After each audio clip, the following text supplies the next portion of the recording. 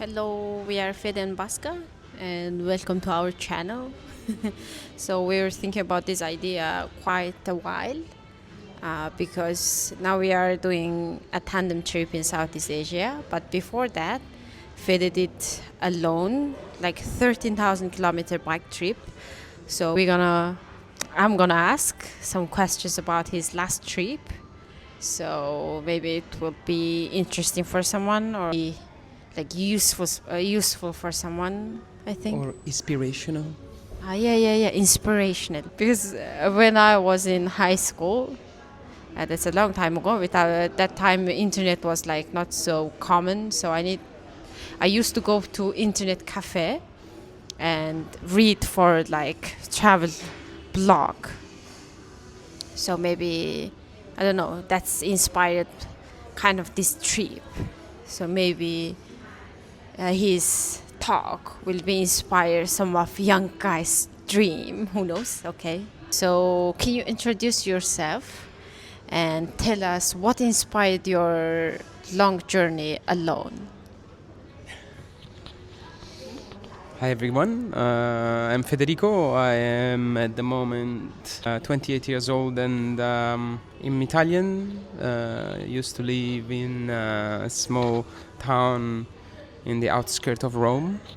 I left home in 2019 and I went to Australia to have some working experience overseas and learning some English, as my English was completely broken at that time.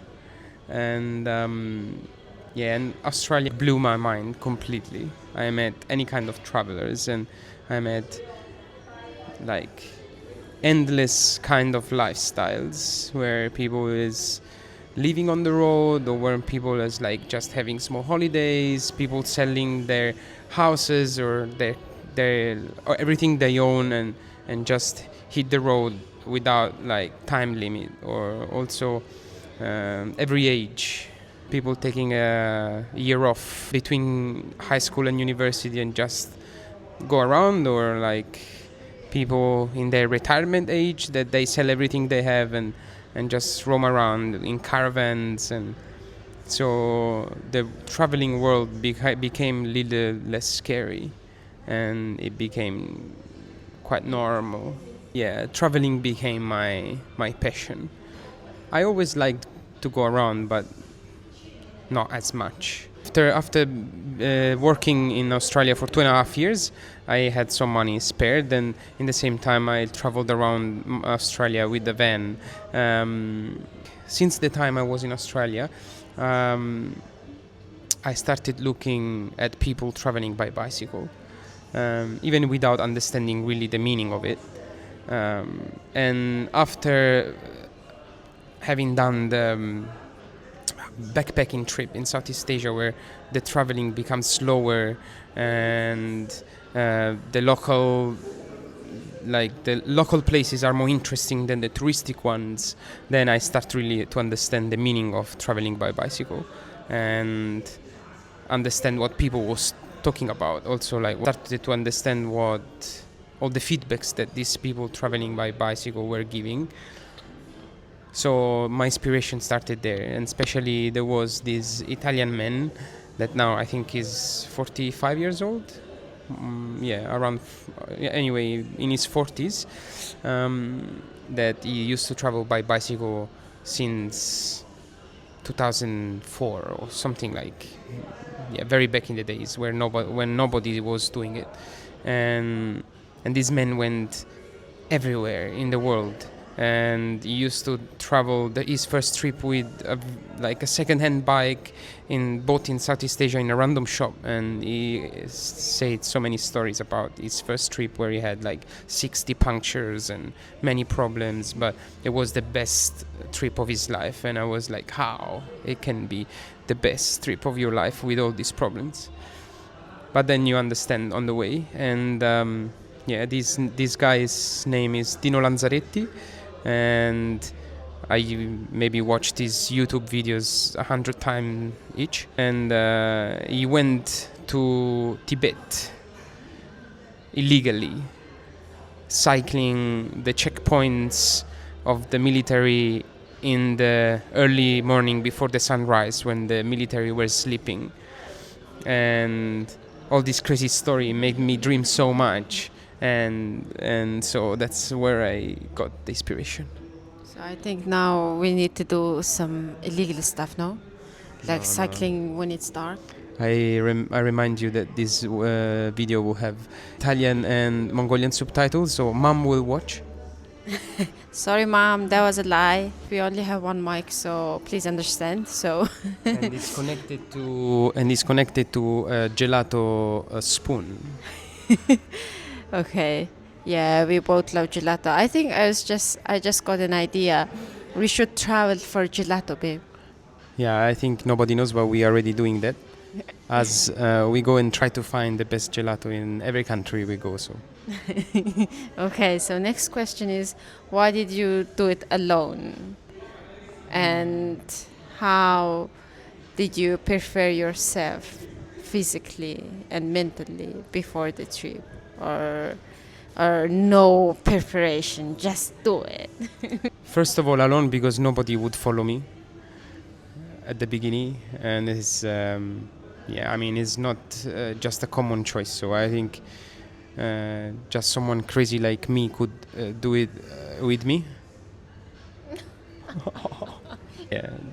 First of all, alone, because nobody would just buy a bike and cycle through countries, and but also I think alone the experience is completely different. Like you have to solve problem by yourself, and you go through many emotions, and you get in contact with locals much more because you have nobody to talk to, and you try to find company from people that surround you, and that brings you to have many connection with so many people, so many locals, and the experience, it becomes just unique. And the feelings you feel, it's all amplified. This, you are more sad, you are more happy, you are every feeling becomes bigger, and somehow it's nice also to feel sad and to have the space or the time to feel sad. Or it's you are alone, so you don't have to prove anything to anybody. Also, there is nothing there is not, I need to cycle this much because I need to prove to someone. There's no rush. You are just by yourself, and you can cry because there's nobody that can listen to you. That's why alone. And I've done a small trip before the big trip that was maybe 23 days, I don't remember, from Krabi to Kuala Lumpur. My plan was going to Singapore and then fly to New Zealand to work because my money were finished at that time. But I didn't manage to get to Singapore because I was stressed and I was anxious and I was overwhelmed by the trip.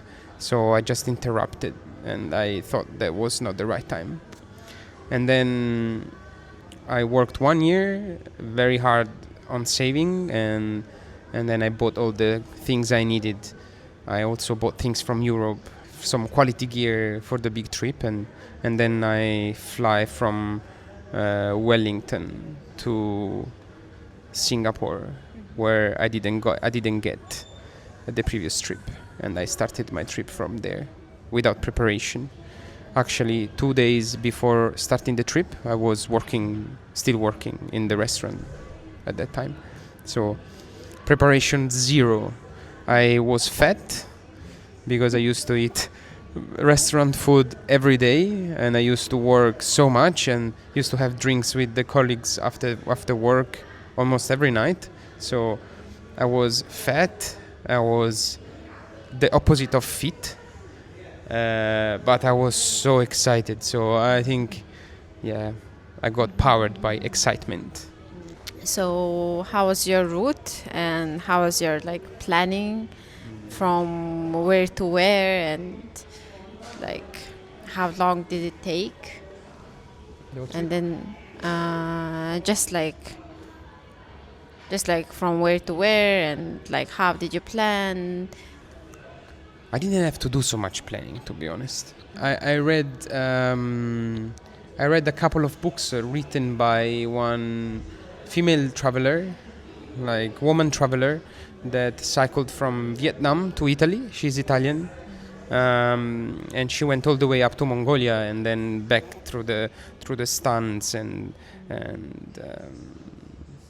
touching many interesting places. Also Iran and I already knew that was the route that I wanted to take. So you followed her route? Roughly. So many people travel from Europe to Singapore and from Singapore to Europe, as I don't know, maybe it's the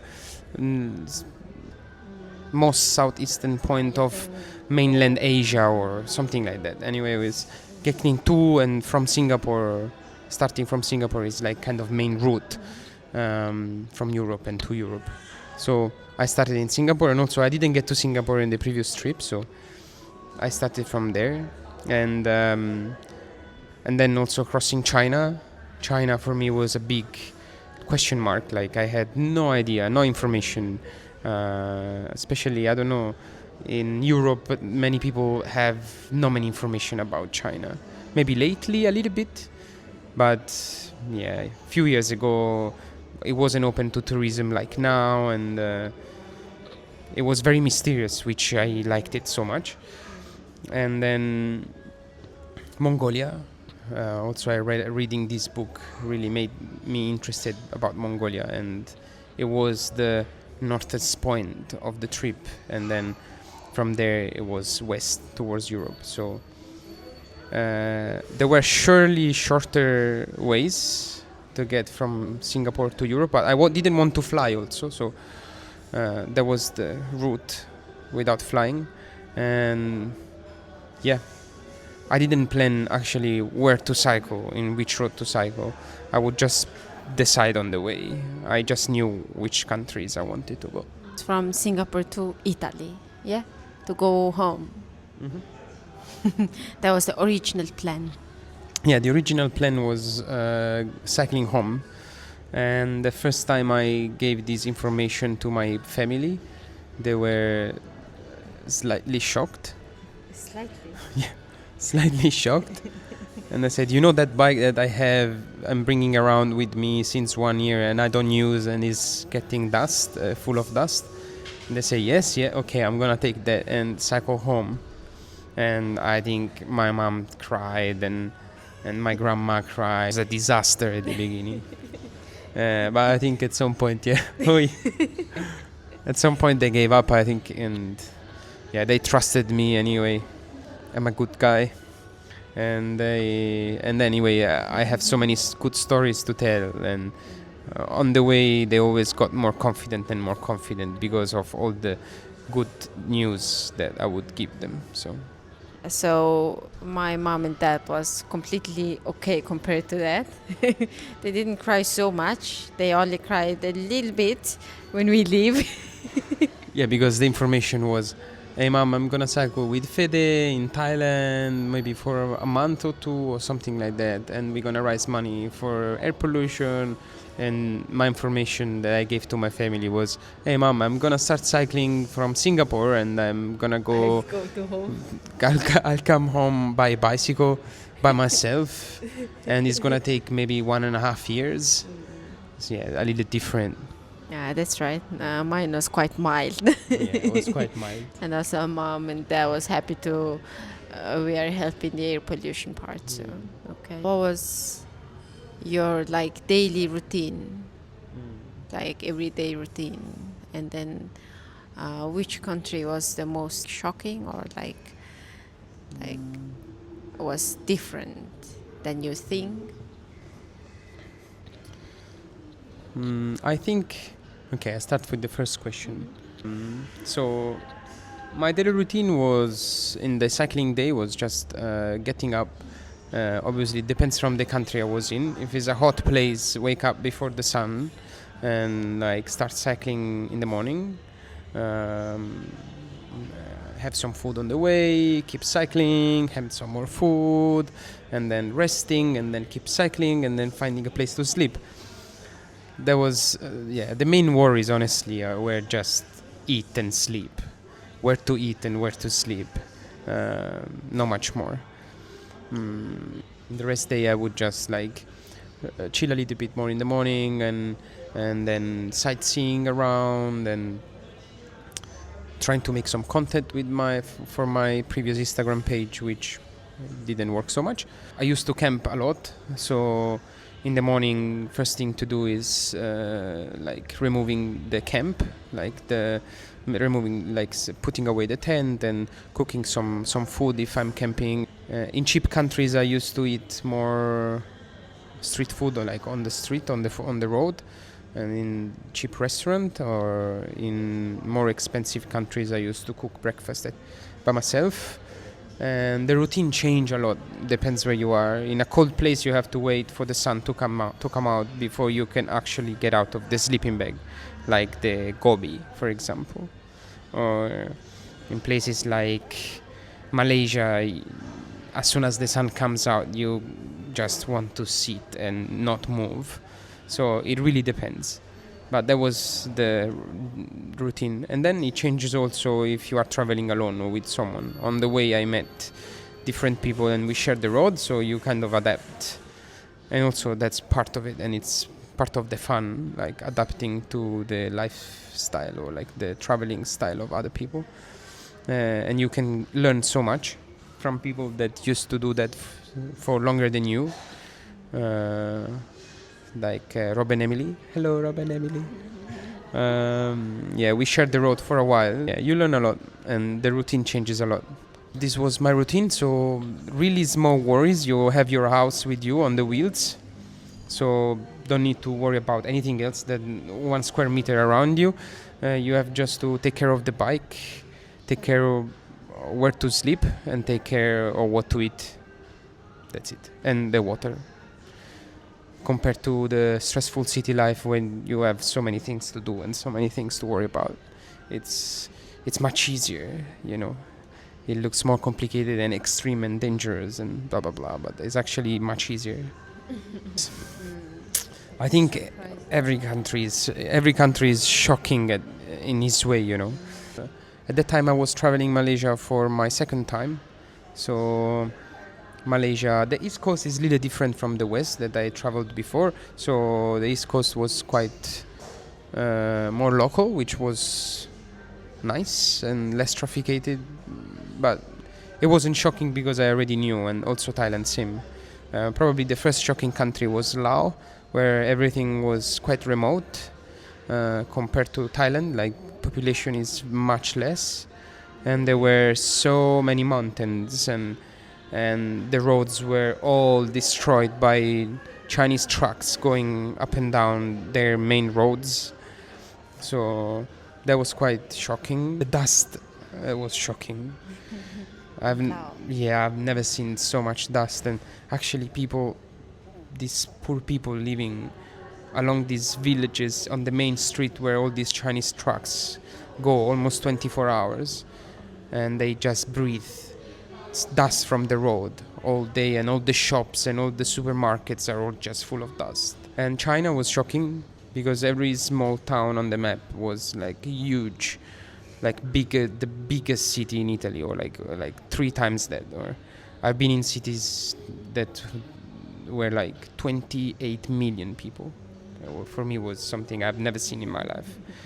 And to cycle from the city center to get out of the city, it's like 4 hours of cycling or 5 hours of cycling, like 40 kilometers on a straight line. For me, that was crazy. Like Chengdu, for example. And then Mongolia was shocking. Like the emptiness after I left Zamingud,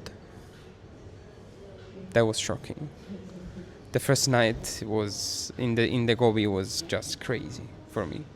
Like you couldn't hear any noise around, and I think until Mongolia it's quite rare. There's people everywhere. So for the first time I heard like no noise, or you can see the sky, or it's like you can just look at 360 degrees and there's nothing. I mean, there is some small gear here and there, but yeah, it's super empty, and that was shocking. How long was the total trip? And then what was the hardest time during the trip? Was the smile? The total time was from the first days of October 23 to July 24. So 10 months. Like, it was a 10 months trip that didn't end in Italy in the end. And I covered 13,500 kilometers roughly. Ended in a random place in Kyrgyzstan, just before the Pamir Highway, starting the Pamir Highway. So, okay, for me this is enough. I just go home, I turn around and go to the first airport and go home. That's it. Toughest part was actually the Chinese mountains I've been through. Yeah, I think I wasn't like psychologically, I mean, I was going through hard times myself, and also like the landscape around was so hard to cycle. Like 1 week or 10 days above 4,000 meters, with passes up to 4,650 something. So then lack of oxygen, and then like every day you need to climb for like 40, 50, 60 kilometers at that altitude, and it was so tough. Plus I drank too much yak milk once. Very delicious yak milk tea that my body didn't like at all. So I spent 1 week just I couldn't control my poo to like cycle, and then suddenly drop the bike there and find a bush or a little wall or something like something I can hide for a while. And that was so hard, and my body was completely drained of energies. So that was really the hardest part. Like, I couldn't eat anything else than white rice. So I had to climb these mountains with the energy of white rice and electrolytes. So probably, that was the hardest part. Did you ever feel unsafe or want to quit? And how did you deal with loneliness or being in remote places by yourself?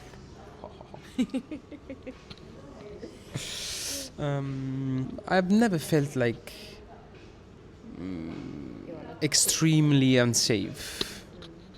Sometimes it happened that, like for example, once in a remote village in Thailand, there was a drunk or crazy guy, I don't know, that was just walking around my tent, but I was in a Buddhist temple, and this guy wasn't there for me.